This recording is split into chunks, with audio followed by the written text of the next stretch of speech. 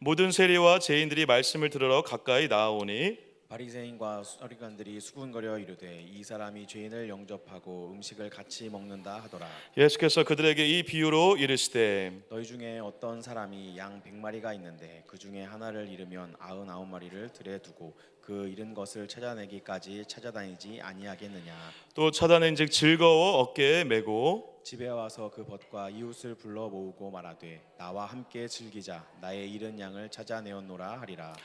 내가 너에게 이르노니 이와 같이 죄인 한 사람이 회개하면 하늘에서는 회개할 것 없는 의인 99으로 말미암아 기뻐하는 것보다 더하리라. 어떤 여자가 10드라크마가 있는데 하나를 잃으면 등불을 켜고 집을 쓸며 찾아내기까지 부지런히 찾지 아니하겠느냐. 또 찾아낸즉 벗과 이웃을 불러 모으고 말하되 나와 함께 즐기자. 이른 드라크마를 찾아내어노라 하니라. 내가 너희에게 이르노니 이와 같이 죄인 한 사람이 회개하면 하나님의 사자들 앞에 기쁨이 되느니라. 또 이르시되 어떤 사람에게 두 아들이 있는데 그 둘째가 아버지에게 말하되 아버지여 재산 중에서 내게 돌아올 분깃을 내게 주소서 하는지라. 아버지가 그 살림을 각각 나누어 주었더니 그 며칠이 안 되어 둘째 아들이 재물을 다 모아 가지고 먼 날에 가 거기서 허랑방탕하여 그 재산을 낭비하더니 다 없앤 후에 그 나라에 크게 흉년이 들어 그가 비로소 궁핍한지라.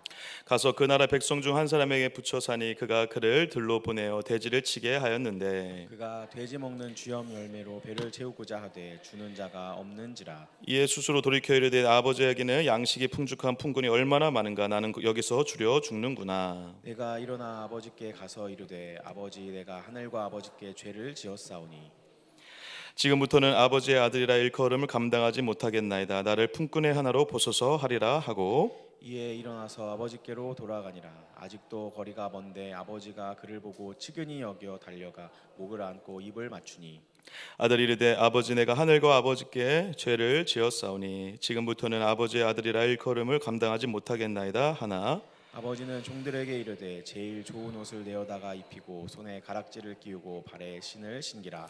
그리고 살찐 송아지를 끌어다가 잡으라. 우리가 먹고 즐기자. 이 내 아들을 주었다가 다시 살아났으며 내가 잃었다가 다시 얻었노라 하니 그들이 즐거워하더라. 맏아들은 밭에 있다가 돌아와 집에 가까이 왔을 때 풍악과 춤추는 소리를 듣고 한 종을 불러 이 무슨 일인가 물은데 대답하되 당신의 동생이 돌아왔음에 당신의 아버지가 건강한 그를 다시 맞아들이게 됨으로 인하여 살찐 송아지를 잡았나이다 하니 그가 노하여 들어가지 아니하거늘 아버지가 나와서 권한대 아버지께 대답하여 이르되 내가 여러 해 아버지를 섬겨 명을 어김이 없거늘 내게는 염소 새끼라도 주어 나와 내 벗으로 즐기게 하신 일이 없더니 아버지의 살림을 장녀들과 함께 삼켜버린 이 아들이 돌아오매 이를 위하여 살찐 송아를 잡으셨나이다. 아버지가 이르되 예 너는 항상 나와 함께 있으니 내가 내 것이 다 내 것이로되 같이요 이 내 동생은 죽었다가 살아났으며 내가 잃었다가 얻었기로 우리가 즐거워하고 기뻐한 것이 마땅하다 하니라. 아멘 아멘 할렐루야. 네, 우리 수협에 나오신 여러분 주님의 이름 환영하고 축복합니다. 우리 옆에 분 바라보면서 인사해 보겠습니다. 잘 오셨습니다. 환영합니다. 축복합니다. 네 인사해 주십시오. 네 감사합니다. 우리 수요 예배 반주로 섬기고 있는 우리 김단비 자매님이 이번 주 토요일 날 결혼을 합니다. 우리 꼭 오셔서 축하해 주시고 저기 앉아 계십니다. 우리 꼭 축하해 주시고 많이 기도해 주시고 또 믿음의 가정 세워가는데 주님께서 주인 되어 주시는 복된 믿음의 가정 될 수 있도록 많은 기도 부탁드리겠습니다. 수요일 날 저녁에 매주 나와서 이 반주를 섬긴다는 게 사실 정말 쉽지 않거든요. 물론 찬양팀도 너무 감사하지만 우리 김단비 자매님 귀한 섬김으로 늘 함께 해주시는데 이번 주 토요일 날 많이 축복해 주시고 축하해 주셨으면 좋겠습니다. 오늘 누가복음 15장 말씀을 가지고 예수님의 거꾸로 있는 예수님의 비유 시리즈 18번째 시간이네요. 오늘 제목을 큰아들 숙녀 캠프라고 제가 한번 지어봤습니다. 요즘에 이혼 숙녀 캠프라는 프로그램 보시나요 여러분?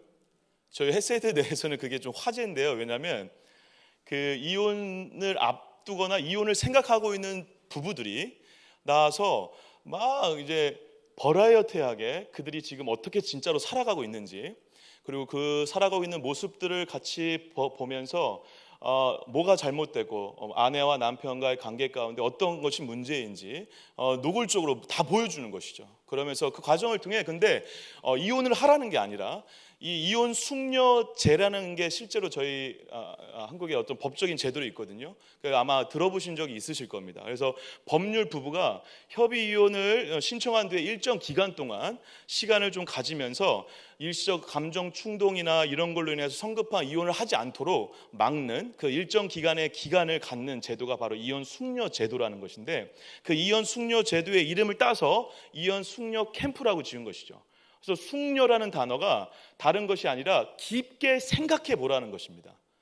그러니까 왜 부부들이, 여러분 그런 말씀 잘 아시잖아요. 가까이 있고 같이 있으면 왼수고 멀리 있어야 이쁘고, 멀리 있어야 이쁘고 가까이 있으면 왼수고, 그런 얘기 많이 들어보셨죠. 그래서 부부가 가까이 있고 막 지내다 보면 진짜 중요한 걸 못 본다는 것이죠. 그러니까 숙녀 기간을 통해 그 부부가 평상시에 같이 살면서 놓치고 있었던 것들을 깊게 한번 다시 생각해보고, 이혼의 길이 아니라 혹은 다시 하나의 가정으로 살아갈 수 있는 그러한 길들을 제시해주고 또 바라봐주고 응원해주는 그런 제도이고, 또 그런 TV 프로그램으로 지금 보고 있습니다. 그런데 거기에 극단적인 태도를 보이는 수많은 부부들이 나와서 우리 햇세대 젊은 가정들은 그거 보지 말아야 된다.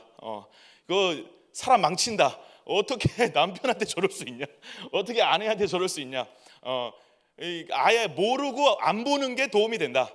이런 파들이 있고요. 나 그래도 봐야 된다. 저렇게 하는데도 이렇게 사는 거 우리는 얼마나 감사하냐. 저 정도는 아니지 않냐, 우리 남편이. 저 정도는 우리 아내가 저 정도는 아니다. 그렇게 반면 교사를 삼아서 이렇게 좀 봐야 된다, 약간 그런 입장들도 있습니다. 뭐 봐야 된다, 보지 말아야 된다, 그것도 물론 중요하겠지만, 저는 그래서 뭐 보라 보지 말라라고 얘기한 건 아니지만, 우리의 마음 가운데 우리가 이 이혼이란 문제뿐만 아니라 어떤 가정의 문제, 그리고 직장의 문제, 그리고 우리 그리스도인으로 살아가는 신앙의 문제, 그리고 교회에서의 관계의 문제, 수많은 문제들에 있어서 이 숙녀라는 시간이 필요하다는 것에는 저는 절대적으로 동의를 한다라고 말씀드리고 싶습니다. 왜냐하면 우리가 지나가다 보면, 너무 긴박하게 살아가다 보면, 그 정말 진지하게 고민하고 곰곰이 생각하는 그 시간이 없이 지내다 보니 소중함을 잃어버릴 때도 있고, 우리가 너무 쉽게 그것을 단정짓거나 판단할 때도 있고, 그 판단된 대로 행동하게 되는 그런 오류들을 범하며 살기 때문에 그렇습니다. 그래서 오늘 제가 이 숙녀라는 이 단어에 좀 초점을 둬서 큰아들 숙녀 캠프라고 이름을 지었습니다. 큰아들이 뭔가 숙녀를 해야 된다는 의미도 있지만, 큰아들에게 우리가 좀 더 집중해서 봐야 될 필요가 있다라는 것입니다. 오늘 15장 전체의 사실 여러분들의 핵심 주제는 아마 이렇게 알고 있을 것입니다. 잃어버렸던 것을 찾고, 그래서 한 마리 양이 나오죠. 100마리 양 중에 한 마리 양을 잃어버렸는데 그 한 마리 양을 찾아서 너무 기쁜 잔치가 벌어지죠. 그리고 10드라크마가 있었는데 한 드라크마를 잃어버렸는데 그 드라크마를 찾아가지고 그리고 너무 기쁜 잔치가 또 벌어집니다. 그리고 두 아들 중에 한 아들이 잃어버렸는데 나갔다 돌아왔을 때 그런 엄청난 기쁨의 잔치가 벌어지죠.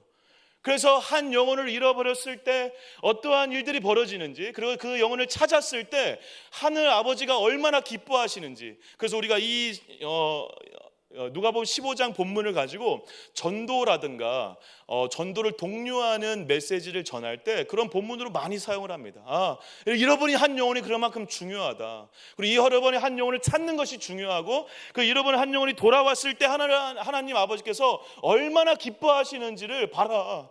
하나님 아버지의 사랑이 이렇게 크다라고 얘기하는 그런 메시지로 우리가 많이 들어왔습니다. 저는 그 메시지의 의미가 전혀 없다라고 부정하고 싶지 않습니다. 그런데 이 모든 내용이 사실 누구를 위한 것이냐? 큰아들을 위한 것이다라는 것입니다. 제가 왜 그렇게 결론을 내릴 수밖에 없었냐면 15장 1절부터 3절인데 같이 한번 먼저 좀 읽어주실까요? 15장 1절부터 3절입니다. 같이 한번 읽어주시죠. 시작. 모든 세리와 죄인들이 말씀을 들으러 가까이 나오니 바리새인과 서기관들 수군거려 이르되 이 사람이 죄인을 영접하고 음식을 같이 먹는다 하더라. 예수께서 그들에게 이 비유로 이르시되, 여러분 오늘 15장에는 총 3가지 비유가 나오는 것으로 이해를 합니다. 첫 번째 비유 뭐죠? 잃은 양의 비유. 두 번째 한 드라크마 비유. 세 번째 두 아들 중에 한 아들 잃은 일이, 그래서 뭐 탕자의 비유라고도 알고 있습니다. 근데 여러분 놀랍게 예수님께서 오늘 이 비유를 시작하시면서 뭐라고 얘기하시냐면 3절에 이 비유라고 하고 있습니다. 이거 잘 기억해 두셔야 합니다. 무슨 말이냐면 비유가 세 가지가 아니라 뭐다? 이 비유 몇 가지다? 하나다라는 것입니다. 이야기는 세 개인데 이 세 개의 이야기가 뭐다? 하나의 비유라는 것입니다. 그러니까 우리가 세 가지 이야기를 같이 읽어내면서 이 세 가지 이야기에 모두 다 동일한 의미를 담아내고 있다라는 것으로 우리가 이해할 수 있겠죠. 혹은 이 이야기가 세 가지가 구분되는 것이 아니라 다 연결되어 있다. 연결되어 있어서 결국 한 가지 이야기를 하고 싶은데 세 가지로 쪼개서 말했다라고 우리가 받아들일 수 있다라는 것이죠. 그런데 예수님께서 그렇게 의도를 담아서 한 가지 이야기를 세 가지로 나눠서 했지만 한 가지 이야기를 하는데 누구한테 하고 있죠, 여러분? 이게 중요합니다. 2절에 바리새인과 서기관들이 수군거리고 있었습니다. 왜 수군거렸죠? 예수님께서 그 당시에 죄인들, 세리들, 이런 창녀들과 함께 같이 교제하고 같이 밥을 먹고 그들과 함께 생활을 했거든요. 이거 가지고 바리새인들 입장에서는 어떠한 비판을 할 수 있습니까? 여러분들 잘 알다시피 부정한 사람과 같이 하면 된다, 안 된다? 안 된다라는 방식으로 율법적 적용을 하여 혹은 그들의 신앙의 중심에서 정말 올바르게 말씀 안에서 살아가기 위해서는 하나님의 말씀을 붙잡고 살기 위해서는 그들과 함께 하지 않고 우리와 같은 사람들과 해야 된다라고 그들은 아마 생각했을지 모르겠습니다. 그런데 그런 그들에게 수군거리면서 예수님의 저 행동에 대해서 비난하고 그 행동에 대해서 비판하는 그들에게 예수님이 오늘 이 비유를 통해 15장 전체의 비유를 통해 말씀하고 계시다는 것입니다. 누구에게 말하는 것입니까?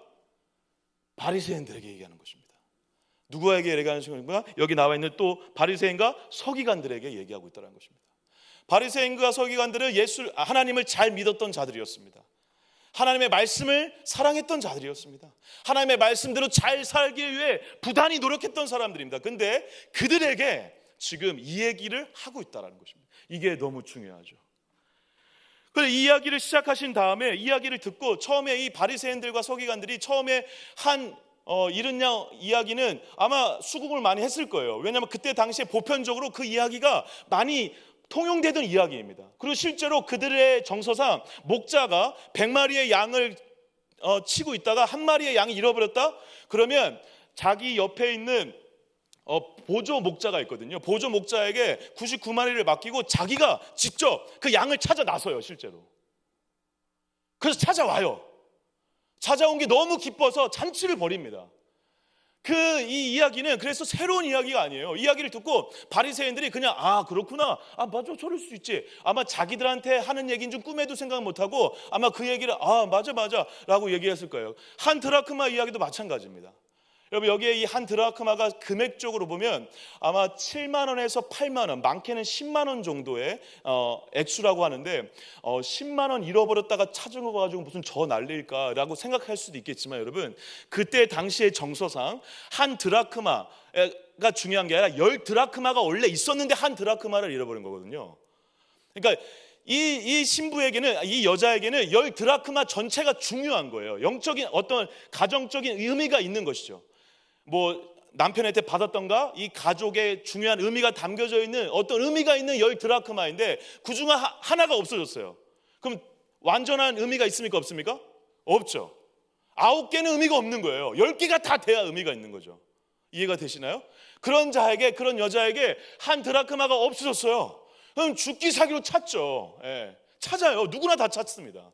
그리고 실제로 어떻게 됐습니까? 찾았습니다. 그래서 기뻐서 잔치를 벌였어요. 여러분, 저는 약간 그런 생각을 하는데요. 양 한 마리를 제가 예전에 이제 이 말씀을 본문을 연구하다가 이 양 한 마리를 찾아왔단 말이죠. 그럼 잔치를 벌일 때, 여러분, 잔치 벌일 때 그때 당시의 정서상 동물을 또 잡을까 안 잡을까요? 잡아요. 양 한 마리 찾았는데 동물을 또 잡아. 양 한 마리 아니라 소로 잡을 수도 있고 더 큰 게 죽을 수도 있잖아요, 그죠? 이게 지금 수지타산이 맞는 건가? 약간 그런 생각이 드는 거죠. 한 드라크마 10만 원도 안 되는 거 찾았는데 잔치 벌이려고 막 양 한 마리, 소 한 마리 잡을 수도 있죠. 어떻게 보면 잔치를 벌이는 게 손해죠. 그만큼 근데 그럼에도 불구하고 이것을 찾는 것이 너무 중요하다라는 것입니다. 그런데 문제는 바리새인들이 여기까지는 아마 그냥 그런가 보다, 다 아는 이야기니까 라고 들었을 텐데, 세 번째 이야기였던, 한 비유 중에 세 번째 패러그래프였던 이 두 아들 중에 탕자 이야기를 듣고서는 아마 노발대발했을 가능성이 큽니다. 여러분, 둘째 아들에 대한 이 탕자 이야기에 대한 이야기는 여러분들이 너무 잘 알기 때문에 저희가 풀어서 따로 살펴보진 않겠지만, 잘 알다시피 아버지의 재산을 미리 땡겨 받아서, 여러분 그때 당시에 유산을 받는다는 것은 말도 안 되는 일입니다. 이 첫 번째, 이게 가장 큰 문제였죠. 왜 그렇죠? 유산을 언제 받을 수 있는 거죠, 여러분? 죽은 다음에 받을 수 있는 건데, 유산을 지금 달라는 것은 아버지, 당신 나는 죽은 거나 다름없이 생각하고 살겠다라는 것입니다. 아니면 당신 죽으십시오 이거죠. 이런 XX 자식이 어디 있습니까? 이런 이거는 여러분, 이거는 그 나라의 정서상, 그 문화 우리도 마찬가지지만 죽어야 될 놈입니다. 죽어야 될 놈. 바리새인들이 아마 여기서부터 뭔가 이거 좀 이야기가 이상하다라고 느꼈을 것이 분명합니다. 근데 거기다가 아들이 나가서 허랑방탕하게 살다 왔어요. 돌아왔는데 이 아들이 돌아왔는데 아버지가 어떻게 하죠? 그 아들이 그때 당시에 정서는 아들이 돌아오면, 그런 죄를 짓고 돌아오면 죽여야 돼요. 동네 사람들이 죽여야 돼요. 그런데도 불구하고 아들이 그 죽임을 당하지 않도록 아버지가 어떻게 합니까? 가서 먼저 환영을 해주고 끌어안아 버리죠. 우리 집으로 돌아와라. 다시 아들로서의 권한을 주면서 이 가정에서 다시 살아내라고 지금 격려하고 응원하며 잔치를 벌여줘요. 잔치까지 벌여줍니다. 잔치까지. 자기 목숨값으로 다 나가서 허랑방탕하게 살아난 아들을 잔치까지 벌여줘요. 여러분, 이 이야기를 듣고 바리새인들이 어떤 마음을 들었을까요? 아니, 저러면 안 되지. 말도 안 된다. 저 애는 죽어야 돼. 아니, 죽지 않을더라도 저에 합당한 뭔가 해야지. 저렇게 은혜를 받았으면, 사랑을 받았으면, 그래, 아들이 지금 자기 입으로 고백한 것처럼 종처럼 살아야지 라고 반문하며 반론을 제기하며 분노하며 혹은 답답해하며 열받아하면서 이야기를 듣고 있는데, 마지막에 누가 등장하죠, 여러분? 잘 아시는? 작은 아들이 잔치를 벌이는 동안 누가 옵니까? 큰 아들이 밖에서 일하다 딱 오는데, 큰 아들이 그 잔치 상황을 보고 기가 막혀 하면서 아버지에게 굉장히 험한 말들을 합니다. 그러면서 아버지가 그렇게 분노하는 큰 아들에게 찾아가서 몇 마디를 나눈 다음에 갑자기 이야기가 딱 끝나요. 이게 여러분, 지금 이야기가 정리가 안 되고 끝났다니까요. 할렐루야. 이게 여러분 무슨 궁금하지가 않으세요? 뭐 그렇게 끝날 수도 있지 임마. 저한테 약간 그런 눈빛으로 바라보시는데, 그렇게 끝나든 말든 무슨, 아니요 여러분, 말씀이 정리가 돼야 되잖아요. 결론이 나야 되잖아요. 큰아들이 뭐 어떻게 됐다, 아니면 뭐라고 대답을 했다, 뭐가 정리가 돼야 되는데, 지금 정리가 안 된 상태로 열어놓은 상태로 열린 결말로 끝나버렸어요. 무엇일까요? 그렇지 않아도 지금 작은 아들과 큰 아들 이야기를 읽으면서 분노했던 자들이 누구였다고 우리가 예상해 볼 수 있다고 그랬죠? 바리새인들과 처음에 그 이야기를 듣기를 예수님이 원했던 그 자들이 바로 누구죠, 여러분? 큰 아들이나 다름없었죠. 그 큰아들이 지금 이야기를 듣는 거예요. 어떻게 보면 큰아들이나 다름없는 바리새인들이 이야기를 들으면서 보면서 이렇게 깨닫길 원하셨었던 것 같아요. 지금 큰아들과 아버지의 대화가 이렇게 끝났는데, 이 큰아들과 다름없는 너네들은 지금 어떻게 반응할 거냐 라고 묻는 것과 같은 방법으로 지금 열린 결말로 그냥 흘려버렸어요. 그냥 끝내버렸다라는 것입니다. 그 예수님은 지금 계속 이 비유의 처음부터 끝까지 누구한테 하고 싶은 말을 하고 싶은 거예요? 바리새인들한테, 큰아들과 같은 바리새인들한테 하고 싶은 말을 계속 전하고 싶은 거죠. 그 전하고 싶은 말을 뭔가 결론을 내지 않고 끝냄으로 인해서 어떻게, 이 다음에 어떻게 될지를 니네들이 한번 결정해봐라, 생각해봐라, 고민해봐라, 너네들이 한번 도전 좀 받아봐라, 너네들이 이 말씀 앞에 한번 서봐라 라고 초청하는 마음으로 지금 열린 결말로 끝내버렸다는 것입니다. 큰아들들에게 한번 생각해 보라는 것입니다. 얘들아, 죄인과 세리와 창녀들과 함께하는 걸 손가락질하는 너희들이요, 지금 이 이야기를 듣고 한번 생각해 보라는 것입니다. 작은 아들이 탕자가 돌아왔을 때 그렇게 분노하고 억울했던 너네들이요, 한번 생각해 보라는 것입니다. 그럼으로 인해서 우리 그 바리새인들 뿐만 아니라 어떻게 보면 이 바리새인들과 같은 위치와 상황 가운데 있는 자를 우리가 어떻게 비유를 할 수 있죠? 하나님을 믿는다고 하지만 하나님을 제대로 믿지 못하고 있거나, 하나님을 믿는다고 하면서 교회를 다니는 우리 성도들, 우리 자신들의 모습이 큰아들 혹은 바리새인들의 모습과 동일하고 비슷한 면이 있지 않냐라고 우리에게 도전하고 있다는 것입니다. 저는 이 말씀의 본문이 전도 서울교 본문을 넘어 열심히 그리고 혹은 신앙생활을 제대로 하려고 몸부림하고 있는 우리 모두에게 던지는, 큰아들과 같은 우리와 같은 자들에게 던지는 예수님의 질문과 같이 느껴졌습니다. 그래서 한번 숙려해 봐야 될 필요가 있다라는 것입니다. 우리는 어떠한 큰아들의 모습이 있는 건 아닌지, 그리고 우리 안에 있는 큰아들의 모습을 다시 한번 되돌아보고 여기에서 벗어나기 위해서는 어떻게 해야 되는지를 우리 모두에게 도전하고 있다라는 것이죠. 그래서 여러분, 큰아들 숙려 캠프 1단계, 제가 이렇게 이름을 지어봤습니다. 한번 따라해 보겠습니다. 공로가 아니라 은혜다. 할렐루야. 예. 여러분, 사실 이 비유, 아까 말씀드린 첫 번째, 두 번째, 세 번째 모든 비유는 다 사실 다 어디에 초점이 있죠? 은혜에 초점이 있습니다. 은혜. 예. 양이 잃어버렸는데 양을 누가 찾습니까? 그리고 찾은 다음에 누가 잔치를 벌입니까? 주인이 잔치를 벌입니다. 예. 그리고 그 드라크마 잃어버렸던 여인이 잔치를 벌이죠. 그리고 탕자를 잃어버렸던 아버지가 잔치를 벌여요. 다 지금 누구의 사랑과 은혜로 지금 이 모든 이야기가 지금 주도적으로 이끌어가고 있습니까? 예, 주인. 우리가 비유적으로 얘기하면 누구입니까? 하나님 아버지의 사랑이죠. 하나님 아버지의 사랑과 은혜로 모든 것이 이루어진다라는 것입니다.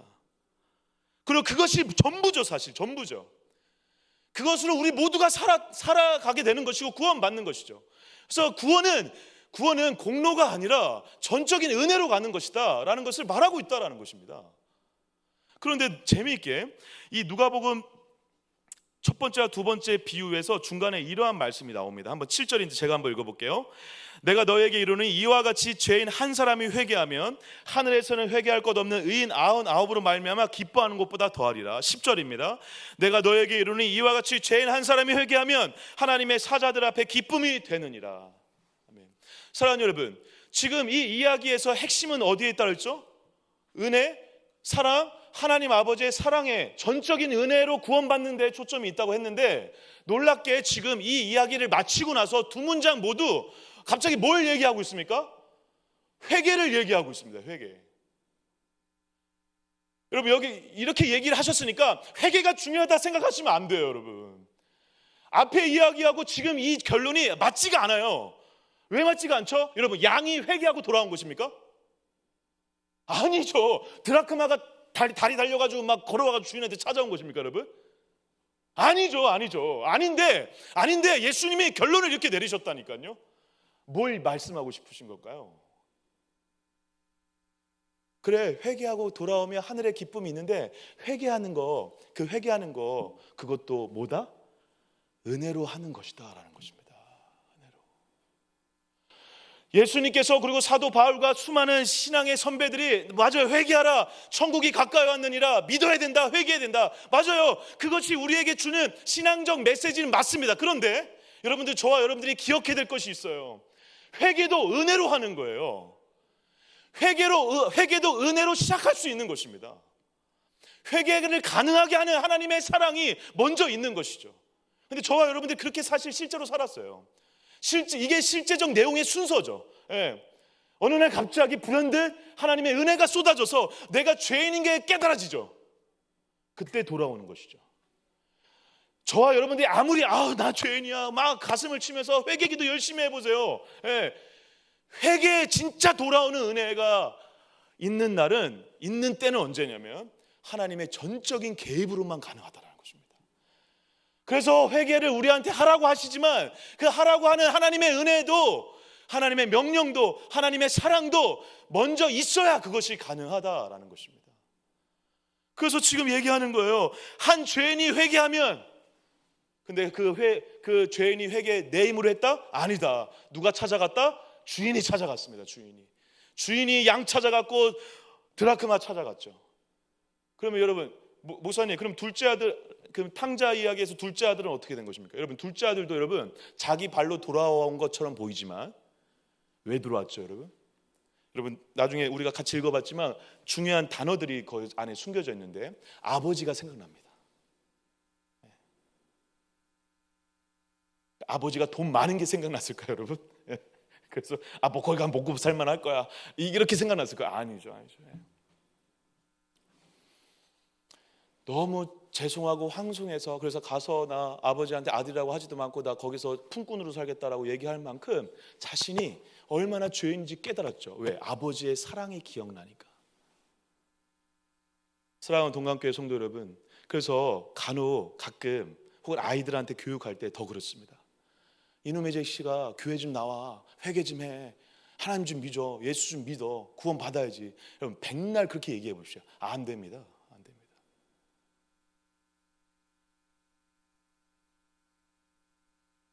이 녀석아, 이번 주에 교회 나오는 게 엄마의 유일한 소원이야. 그것도 못 들어주냐? 그러고 나서 교회 간 다음에 아니나 다를까 진짜 예상대로 또 안 나왔어. 집에 가가지고 이놈의 새끼 자는 거 이렇게 세워가지고 왜 이놈의 새끼 안 일어나? 아니 그게 평생 엄마 소원이 교회 나오라니까 그거 하나 못 나오냐? 이놈의 새끼, 뒤지게 새끼, 뒤지게 맞으려고 이놈의 새끼. 이렇게 얘기하면요, 여러분, 그 아이는 영원히 교회 안 나옵니다. 그때 어떻게 얘기해야 되죠? 그때 뭘 보여줘야 되죠? 아, 그래, 안 나왔구나. 너 또 피곤했구나. 더 자지 그랬니? 그래도 잊지 말아라. 나는 너를 위해서 그렇게 늘 기도하고 있다. 그래, 난 너를 위해서 기도하고 있지만 나보다 하나님이 널 너무 더 사랑한다. 그래, 배고프지? 밥 해줄게. 밥 뭐 먹고 싶어? 우리 아들 교회 안 나왔지만 밥 해줄게. 이렇게 얘기해야 돼요, 여러분. 이렇게 얘기해야 엄마의 그 몸짓에서 하나님의 사랑이 느껴지죠. 교회 안 나온 거, 전도 안 되는 거, 회개 안 하는 것 때문에 왜 안 해? 안 하면 더 안 해요. 영원히 안 하죠. 은혜가 임하면 합니다. 할렐루야. 하나님의 사랑을 만나고 하나님의 은혜가 임하면 돌아와요. 그때까지 기다려주는 게 사랑입니다. 그때까지 함께 해주는 게 사랑이에요. 그때까지 함께 울어주고 같이 공감해주고 같이 함께 동행해주는 게 사랑이에요. 아버지가 작은 아들을 기다린 방법이었죠. 이놈의 새끼 정신 못 차리고 아버지한테 감히 이럴 수 있어? 이렇게 안 했습니다, 여러분. 기다렸죠. 근데 어느 날 아들이 아버지를 생각하고 돌아오자, 그때도 너 잘 돌아왔다 이게 아니라 자기 옷을 덮어버려서 끊임없는 말도 안 되는 사랑을 낭비하듯이 부어주시죠. 그래서 팀 켈러 목사님이 이 본문을 가지고 지었던 책 중에 하나가 탕부 하나님이라는 책이 있습니다. 탕부 하나님. 사랑을 과하게 넘치게 낭비하듯이 부어주셨다라는 것입니다. 누구에게? 아들들에게. 그 사랑 때문에 돌아온 것입니다. 근데 여러분, 놀랍게 큰아들은 어떤 곳으로 살았던 자입니까? 공로로 살았습니다. 공로. 우리가 말씀을 읽지 않겠지만 아버지에게 대뜸 하는 말이 뭐였죠? 나는 평생 아버지 옆에 있으면서 어떻게 했다? 열심히 일했는데, 열심히 일한 나한테 이런 푸대집이고, 허랑방탕하게 살았던 아들한테 어떻게 했다? 이렇게 잔치를 베풉니까?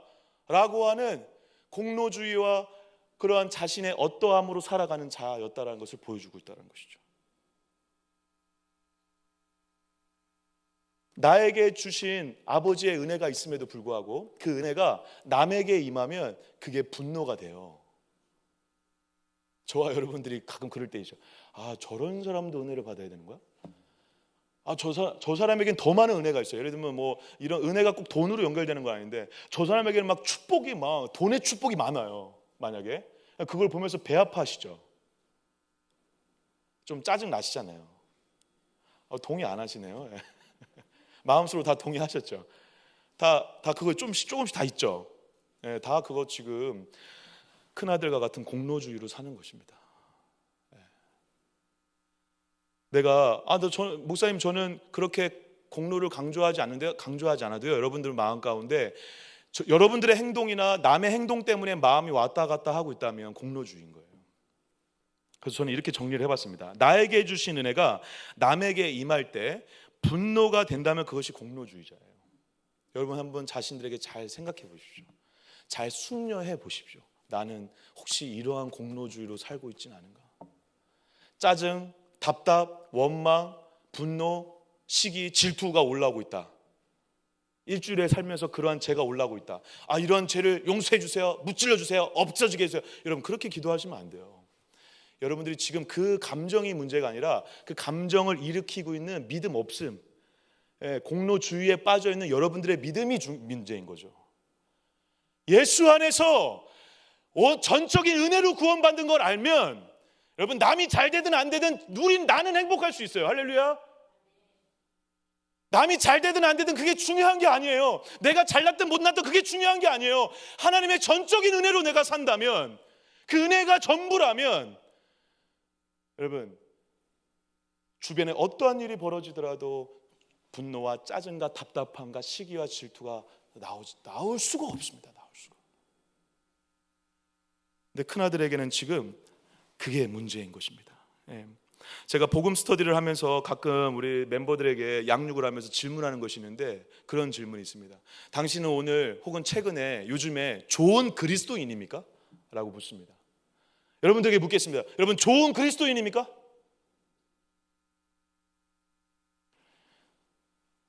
거의 한 반 이상은 아니라고 하셨는데, 혼나셔야 할 일입니다. 혼나셔야 할 일.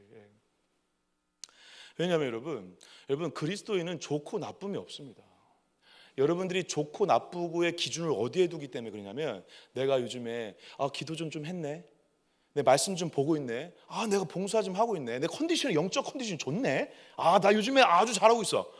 혹은 반대로 내 요즘에 새벽 예배 좀 못 나갔네, 나 좀 찬양을 열심히 못했네, 예배 드릴 때 자꾸 딴 생각이 나. 이러면 나쁜 그리스도인. 좀 잘하고 있으면 좋은 그리스도인. 여러분 우리의 좋고 나쁨이 거기에 있다면 공로주의예요. 저와 여러분들은 전적으로 어디에 의해서 정의되어야 되는 사람이냐면 예수가 하신 일로 정의되어야 되는 줄 믿습니다.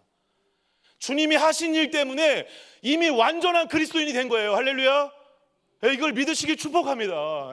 내가 기도를 좀 잘했고 못했고 찬양을 잘했고 못했고 그건 하등의 중요한 문제가 아닙니다. 그 공로주의에서 빨리 벗어나셔야 돼요. 그래야 복음 안에서, 예수 안에서 자유한 삶을 사실 수 있습니다. 예수로 인해 우리는 완전한 그리스도인 줄 믿습니다. 이게 우리에게 주는 이 큰아들의 이 공로주의에서 벗어나야 될, 고민해야 될 문제인 거예요. 그래서 오직, 저는 이렇게 정리를 해봤습니다. 오직 은혜로 구원받지만, 따라해 보겠습니다. 오직 은혜로 구원받지만 그 은혜는 은혜로만 남지 않는다. 사실 요거는 제가 어떤 마르틴 루터의 어떤 말을 인용해서 좀 바꿔본 건데요. 마르틴 루터가 오직 믿음으로 구원받는다라고 막 강조하거든요. 오직 믿음으로 구원받는다. 그러니까 사람들이 막 비난을 해요. 그러면 뭐 열매 없어도 되는 거냐 막 비아냥거리죠. 믿음이면 다냐, 믿고 고백하면 딱 끝나는 거냐, 그 얘기를 하는 게 아니라 하면서 마르틴 루터가 했던 말이 뭐냐면, 이 제가 만든 말을 이제 인용을 그렇게 한 것입니다. 오직 믿음으로 구원받지만 그 믿음은 믿음으로만 남지 않습니다 라고 루터가 얘기를 합니다. 여러분, 그러면 은혜로만 되는 것이고 사랑으로만 되는 것이면 가끔 이런 질문을 하세요. 그러면 저 아들, 말 더럽게 안 듣는 저 아들, 남편 언제까지 가만히 내둬야 되는 것입니까? 도대체 언제까지입니까, 목사님? 언제까지 도대체 저 답답한 녀석을 보면서 그만 놔둬야 되는 것입니까? 라고 묻죠. 여러분, 이미 묻는 것 자체가 지금 은혜를 붙잡지 않고 공로를 붙잡고 있다는 증거예요. 여러분, 은혜가 임하면 은혜가 열매를 맺습니다. 그리고 언젠간 바뀌게 됩니다. 은혜가 임할 때까지 기도해 주시는 게 가장 아름다운 주님의 마음인 것입니다. 은혜가 임하면 되는 것입니다. 은혜가 임하면 다시 새롭게 시작할 수 있다는 것이죠. 그리고 그때 은혜로 인해 말할 수 없는 풍성한 열매가 맺어지고 변화가 일어나는 것이죠. 그때 말할 수 없는 자유와 기쁨이 밀려오거든요. 그래서 오늘 이 큰아들이 누리지 못했던 우리가 가야 될 두 번째 단계는 아버지의 기쁨에 참여한다라는 것입니다. 따라해 보겠습니다. 아버지의 기쁨에 참여한다. 누가복음 15장 28절 29절인데 같이 한번 읽어봐 주실까요? 28절 29절 읽겠습니다. 시작. 그가 노하여 들어가고자 하지 아니하거늘 아버지가 나와서 권한데 아버지께 대답하여 이르되 내가 여러 해 아버지를 섬겨 명을 어김이 없거늘 내게는 염소 새끼라도 주어 나와 내 벗으로 즐기게 하신 일이 없더니. 여러분, 이 큰아들이 너무 버르장머리 없이 지금 행동하고 있습니다. 사실 아버지에게 지금 뭐하고 있죠? 노하고 있어요. 노하고. 그래서 아버지가 잔치 베푸는 것 자체를 부정하고 있죠. 여러분, 근데 이 사실 하나만으로 큰아들을 어떻게 할 수 있냐면 죽일 수 있어요. 율법적으로. 아버지의 의견과 태도에 대항하고 있는 거거든요. 죽일 수 있어요. 근데 죽이지 않죠. 당연히 아버지가. 그래서 거기다가 더 노골적으로 어떠한 표현까지 쓰냐면, 제가 이 본문에는 안 나오는 원어적으로 중간에 보소서라는 단어가 숨어 있거든요. 이 보소서라는 단어는 어떤 의미가 있냐면 이런 겁니다. 우리 대화를 하다가 이봐 당신, 약간 이런 말 쓰실 때 있죠. 여러분 막 뭐 이렇게 차량 운전하고 가시다 여러분들은 그러지 않으시겠죠. 네. 이봐 당신 막 그러면서 막 대꾸하듯이 그 사람을 무시하듯이 얘기할 때 이봐 나 좀 봐 라고 할 때 그러한 표현이 그 보소서거든요. 아버지한테 그러는 거야. 이봐 당신, 이렇게 얘기하는 거예요. 지금 존댓말이 아닙니다. 사실 굉장히 무례하게 행동하고 있는 것이죠. 그러면서 당신이 나에게 해준 일이 없는데 이렇게 내가 어떻게 즐거워할 수 있냐라고 해요. 네, 아니죠. 여러분, 아버지가 해준 일이 없습니까? 여러분들 그 말씀을 통해 아시겠지만 아버지가 굉장히 중요한 말을 한마디 하는데, 너가 나와 함께 있으니 내게 다 누구 거다? 너 것이다. 이미 즐길 거리가 너무 많아요. 큰아들이 다 큰아들 거예요. 사실 둘째 아들이 지금 그렇게 개판치고 나가서 그렇지 이미 이제 큰아들 다 큰아들께 돼버렸죠 이제. 그런데도 불구하고 즐기지 못하고 있습니다. 분노하고 있어요. 왜? 공로주의에 함몰돼서 그렇죠. 그런데 지금 이 성경 전체는 끊임없이 뭘 얘기하냐면 즐겁게 이 기쁨의 잔치에 참여하라라고 얘기하고 있습니다. 누가복음 15장 7절입니다. 제가 한번 읽어볼게요. 내가 너희에게 이르는 이와 같이 죄인 한 사람이 회개하며 하늘에서는 회개할 것 없는 이 아홉으로 말미암아 기뻐하는 것보다 더 하리라. 아멘. 그리고 10절입니다. 제가 읽어볼게요. 내가 너희에게 이르는 이와 같이 죄인 한 사람이 회개하며 하나님의 사자들 앞에 뭐가 된다? 기쁨이 되니라. 여러분, 이 윗구절, 윗구절 계속 읽어보세요. 즐겁다, 기뻐한다 라는 단어가 계속 반복돼요. 여러분, 이 본문에서 가장 많이 나오는 단어 중 하나가 그겁니다. 기쁘다, 즐거워하다. 누가? 하늘아버지가, 하늘이, 우리 모두가 다 같이 기뻐할 일, 뭐다? 한 영혼이 돌아오는 거. 할렐루야. 여러분, 전도축제 가까워지고 있는데 한 영혼이 들어오는 거에 대해서 기뻐하고 계세요 지금? 여러분, 그렇지 않다면 다 큰아들이에요. 여러분, 죄송하지만 진짜 기뻐할 준비가 돼 있으세요? 기뻐할 마음으로 누군가를 초대하고 싶으세요? 한 영혼이 들어오는 것을 정말 기뻐하고 즐거워할 마음이 있으세요? 그런 마음이 없다면 다 큰아들로 살아가고 있다는 것입니다. 저와 여러분들 안에 진짜 기쁨과 즐거움이 있다면 그것은 왜 그러냐면 아까 얘기했던 것처럼 주님의 은혜로만 살기 때문에 가능합니다. 그래서 24절에 이렇게 얘기를 하는 거죠. 아버지가 이런 얘기를 합니다. 이 내 아들은 죽었다가 다시 살아났으며 내가 잃었다가 다시 얻었노라 하니 그들이 즐거워하더라. 잃었던 아들을 찾은 그 모든 것을 사람들이 함께 다 즐거워하고 있다는 것입니다. 그리고 나서 이제 형한테 이렇게 또 얘기를 합니다. 32절인데요. 32절은 같이 한번 읽어주시죠. 시작. 이 내 동생은 죽었다가 살아났으며 내가 잃었다가 얻었기로 우리가 즐거워하고 기뻐하는 것이 마땅하다 하니라. 사랑하는 여러분, 오늘 한 영혼이 혹은 큰아들인 내가 오늘 다시 돌아온다면 가장 기뻐하실 분은 하나님이신 줄 믿습니다. 그리고 무엇보다도 우리 모두가 서로 기뻐하는 것이 그게 바로 교회입니다. 그것이 가정이 교회가 되는 길이고 그것이 공동체가 교회가 되는 길입니다. 우리가 같이 기뻐하고 있지 못하다면 저와 여러분들은 끝까지 큰아들로 고집부리면서 사는 길을 갈 수밖에 없습니다.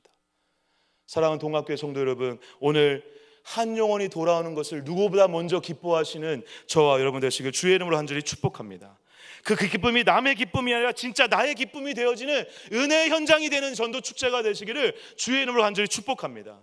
그 기쁨이 회복되는 것이 우리가 큰아들이 아닌 하나님께서 기뻐하시는 아들로 살아가는 은혜의 길이 되기 때문에 그렇습니다. 그래서 여러분 세 번째 같이 나누고 싶은 것은요, 이것입니다. 큰아들 숙녀 캠프 3단계 따라해볼까요? 종이 아니라 아들이다. 아들. 여러분 오늘 작은 아들이 돌아오자마자 이러한 얘기를 합니다.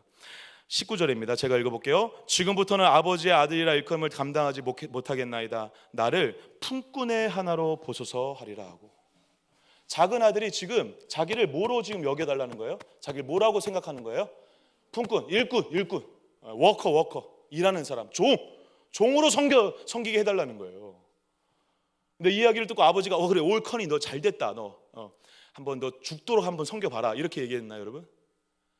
여러분 불교에도 탕자 이야기가 있는 거 아십니까? 비슷한 이야기가 있습니다. 각 종교마다 탕자의 비유와 비슷한 이야기들이 있어요. 아버지의 재산을 훔쳐갔다가 허랑방탕하게 쓰다가 정신 차리고 돌아오는 이야기가 있다니까요. 안 믿으시네. 그래서 한번 찾아보세요. 근데 문제는 뭐냐면 불교나 이런 데에서 탕자 이야기는 어떻게 결론이 나냐면 돌아온 아들한테 이제 돌아왔으니까 괜찮다가 아니라 그러면 너가 그동안 허랑방탕하게 쓴 거를 20년 동안 열심히 집안을 섬김으로 인해서 갚아라. 화장실 청소 열심히 해라 25년 동안. 그런 이야기가 실제 불교 경전에 있대요. 예. 근데 기독교는 우리가 믿는 하나님의 이 말씀 안에는 그렇게 뭔가 공로를 통해 행위를 통해 갚는 이야기가 전혀 없죠. 전적인 하나님의 은혜와 사랑으로 그 모든 걸 그냥 다 품어주시는 것이죠. 그 은혜를 알면 그 은혜에 합당하게 살고 싶어지죠. 그래서 은혜만 남을 수가 없는 것입니다. 그래서 은혜가 방종의 길로 갈 수가 없는 거예요. 이 길을 가셔야 되는 것이죠. 그런데 어쨌든 지금 자기가 종으로 살겠다고 고백하고 있습니다. 그런데 작은 아들뿐만 아니라 지금 누구도 종으로 살아왔냐면 사실 큰아들이 먼저 종으로 살아왔다는 게 더 충격적입니다. 29절인데 29절 다시 한번 읽어보겠습니다. 제가 읽을게요. 아버지께서 대답하시되 내가 여러 해 아버지를 어떻게? 섬겨. 이게 둘로스라는 단어 어원에서 왔는데요. 여러분 둘로스라는 게 종이라는 단어, 종. 예. 종이라는 단어 어원과 똑같은 단어를 썼습니다. 예. 내가 아버지하고 같이 살면서 어떻게 했다라는 것입니까? 종으로 살았대요. 종으로. 예. 여러분 자기 아들이 자기한테 종이라고 난 종으로 살았습니다 얘기를 하면 아버지가 마음이 기쁠까요?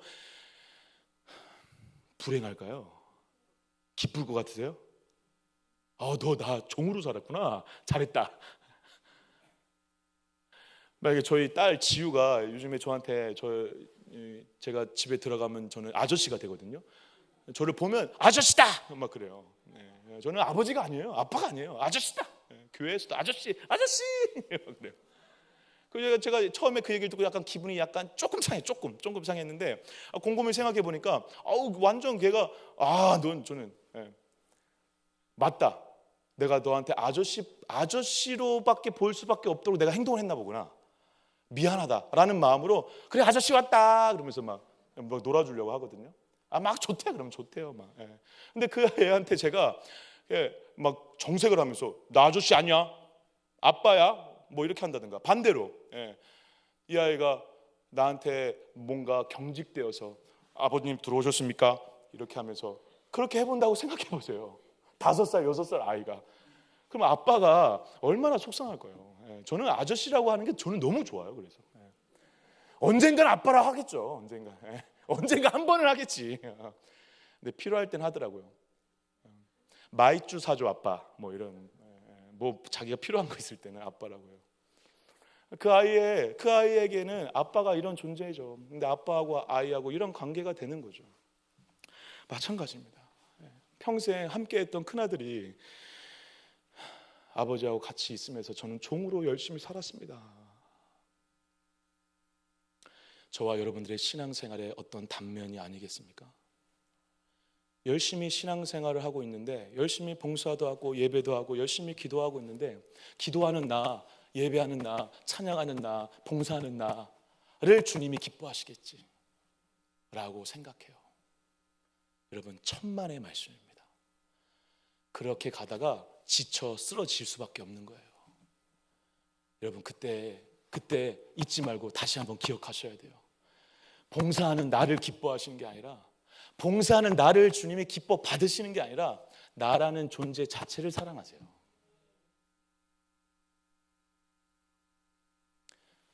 열심히 일하는 아들이 아니라 아들이라서 사랑하신다니까요.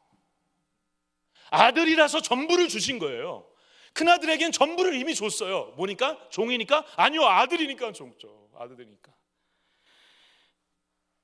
그래서 아들로서 살기를 원하셨죠. 아들로서 살기를 아버지는 원했는데 아들이 종으로 산 거예요. 여러분, 얼마나 비극적인 일입니까? 사랑하는 동방교회 성도 여러분, 오늘 종으로 살고 계세요? 아들로 살고 계세요?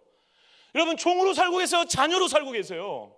혹은 자녀로 산다고 하면서 열심히 뭔가 하고 있는 나로 살고 계세요? 아니면 자녀라는 것 때문에 열심히 뭔가 하고 싶으세요? 저와 여러분들의 신앙이 이 후자가 되는 은혜가 있으시길 주의 이름으로 간절히 축복합니다. 저와 여러분들의 신앙이 열심히 은혜 때문이 되는 은혜가 있길 축복합니다. 그래서 아들에게 이렇게 안타까워하면서 얘기를 하는 거잖아요. 28절입니다. 제가 한번 읽어볼게요. 그가 노하여 들어가고 하지 아니하거늘 아버지가 나와서 권한대. 여러분, 이 권하다라는 단어는요, 파라칼레오라는 단어를 썼는데 밑에 사람이 정중하게 부탁할 때 쓰는 단어래요. 여러분, 여기서 아버지의 마음이 느껴지지 않으십니까? 종으로 살았다라고 얘기하는 애기를 또 책망하지 않으세요. 아버지가 그 아이에게 그래, 너 종으로 산 것처럼 얘기하는데 너무 속상한 거죠. 아픈 거죠. 마음이 속상하니까 겸손히 부탁하는 마음으로 잠깐 나와볼래? 여러분, 여기서 칼로 죽여도 할 말이 없다니까요. 그래서 여러분, 아까 얘기하다 말았는데요, 이슬람교에서는 탕자의 비유가 있을까 없을까요? 우리 나이가 자신 있게 있어요라고 얘기했습니다. 땡! 아이에게 상처를 주고 싶진 않지만 나야 미안하다, 없단다. 없어요. 왜 없을까요? 이슬람교에는 탕자의 비유가 왜 없을까요? 탕자가 있을 수가 없대요. 나가는 순간 죽는 거예요. 돌아오는 순간 죽이는 거예요. 아버지한테 개기는 순간 죽이는 거예요. 이슬람교에는 그냥, 여러분, 이슬람교로 가지 않는 은혜가 있길 축복합니다. 네. 다 죽어야 돼요. 탕자의 비유 자체가 없대요. 근데 오늘 이 아버지를 보세요. 권한대. 겸손히 부탁하면서. 이 단어에서 파생된 단어가 여러분들이 너무 잘 알고 있는 보혜사 성령님이라는 단어가 여기서 나오거든요.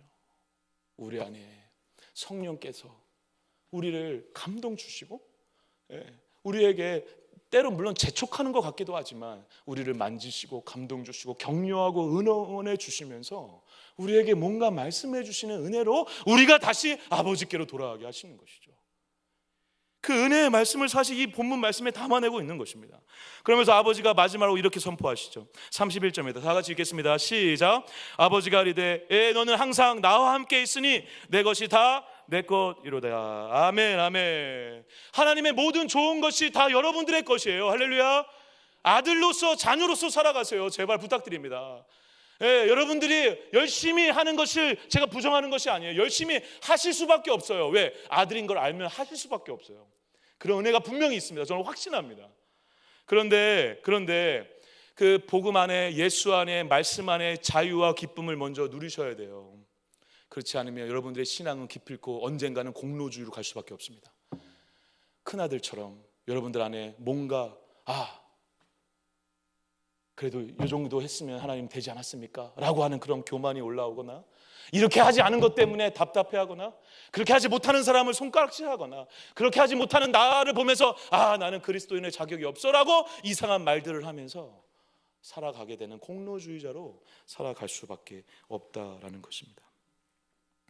사랑하는 여러분, 오늘 이 큰아들의 이야기가 끊겼는데 큰아들 어떻게 됐을까요? 큰아들 한번 상상해 보십시오. 저는 100%, 그리고 100%라기보다 예수님의 의도는, 그리고 저와 여러분들과 같은 큰아들에게 하는 메시지라면 큰아들도 돌아왔을 것이라 저는 확신합니다. 아버지의 그 사랑 때문에 내 열심과 종으로 살아가려고 했던 그 인생을 청산하고 아들답게 기쁨을 누리며 그 길을 갔을 것이 확실합니다. 저와 여러분들에게 예수님이 그 길을 가게 하시기 위해서 우리를 향해, 우리를 위해 아버지 곁을 떠나 이 땅에서 종으로서의 삶을 이미 사셨죠.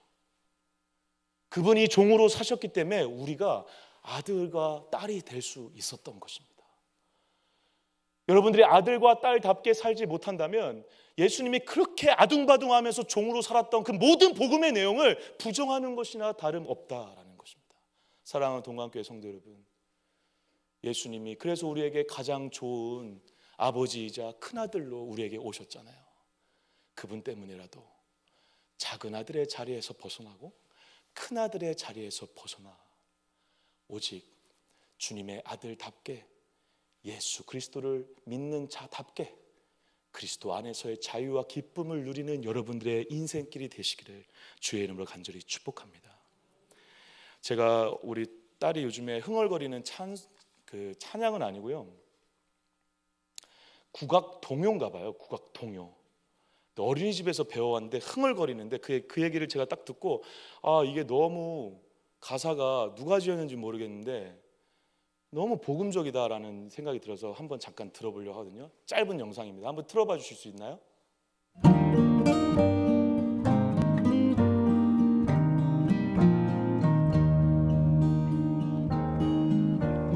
산에 피어도 꽃이고 들에 피어도 꽃이고 길가에 피어도 꽃이고 모두 다 꽃이야. 아무데나 피어도 생긴 대로 피어도 이름 없이 피어도 모두 다 꽃이야. 봄에 피어도 꽃이고 여름에 피어도 꽃이고 몰래 피어도 꽃이고 모두 다 꽃이야. 아무데나 피어도 생긴 대로 피어도 이름 없이 피어도 모두 다 꽃이야. 네, 여기까지만 보겠습니다. 여러분, 저만 감동받았나요? 네. 너무 가사가 여러분들은 어떤 꽃이세요? 들에 핀 꽃이세요? 화려한 화분에 담겨진 꽃이세요? 산에 핀 꽃이세요? 여러분은 어떤 아들이세요? 어떤 딸이세요? 일 잘하는 딸이세요? 공부를 못하는 딸이세요? 봉사 잘하는 아들이세요? 어디에 있든지 저와 여러분은 하나님께서 꽃으로 부르셨어요. 아들로 부르셨어요. 딸로 부르셨어요. 그 사실이 우리 모두를 구원의 길로 인도하는 복음의 핵심인 줄 기억하시고, 여러분들이 이 복음의 능력으로 작은 아들의 자리에서도 벗어나고 큰 아들의 자리에서도 벗어나 온전한 진짜 아들로서의 삶을 살아가시는 저와 여러분이 되시기를 주의 이름으로 간절히 축복합니다. 꽃이십니다. 할렐루야.